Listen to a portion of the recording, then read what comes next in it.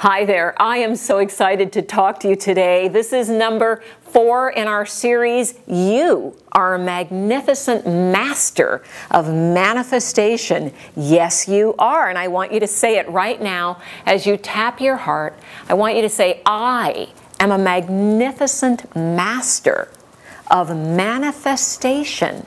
And say it like you mean it now. Come on. I am a magnificent master of manifestation. You can put a little spin on it.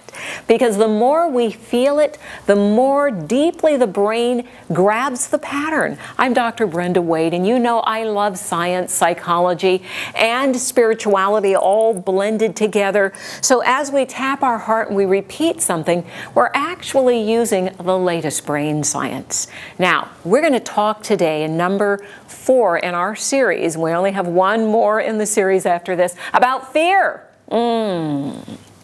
Did I say fear? Just the word made you kind of go, ah. I even felt it in my body because the brain is hardwired to keep us safe. Our brains are always scanning for what might not be safe, what's different, what's new. If it's new, it might not be good for me. I better check. Oh, you're new. Are you okay? Are you safe? The last time somebody got close to me, they hurt me, so that's not safe, so I got to push you away. The brain is constantly working to keep us safe. Now, we're not crazy when we have fears. There are specific things. I worked with someone once who hated orange juice because one day while he was in the kitchen and he was little, his mom had served him orange juice and she got a phone call that upset her deeply. She got a call that her dad had just had a heart attack and she went, ah! Like this, and this little kid knocked over his orange juice. So he forevermore associated on a subconscious level orange juice with trauma. So as crazy as it sounds, he was actually afraid of orange juice, couldn't stand the smell of it, the taste of it, orange juice. Until we brought that up to consciousness, brought that up to consciousness, there was nothing he could do about it. So if you want to handle your fears, if they have been stopping you from going where you want to go, having what you want to have, being who you want to be in your life, bring that fear up. Now, I'll tell you how to spot your fears. If you want to know what the patterns are in your brain and want to know what you're afraid of, look at your life.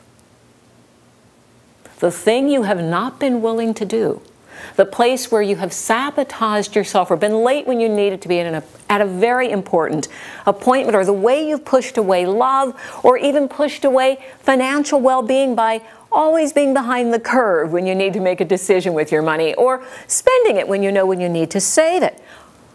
Those are areas where you have fear.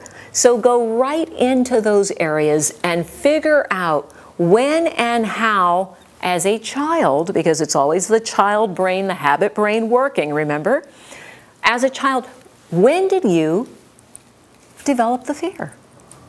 And it's okay if you have a fear. You're human. So very quickly, as soon as you get hold of the fear, I want you to tap like this and go, even though I have a deep fear of that success because I'm afraid I won't have friends, because when I was in the 6th grade, everybody ostracized me when I became the champion of the swim team, or whatever it is that you're afraid of. This tapping releases some of the energy and the in the feeling. This is from EFT. You can look it up and get some more of it if you like. So as you do this and you change the energy around the fear and you're working on it, the fear lessens. It gets easier to let it go, and it gets easier for you to manifest your intention. Now in parts 1, 2, and 3, we talked about how. Now we're clearing the biggest obstacle to fully manifesting what we want. That's fear. You can do it. I have faith in you. Faith cancels fear, by the way. Blessings, everyone. I'm Dr. Brenda Wade.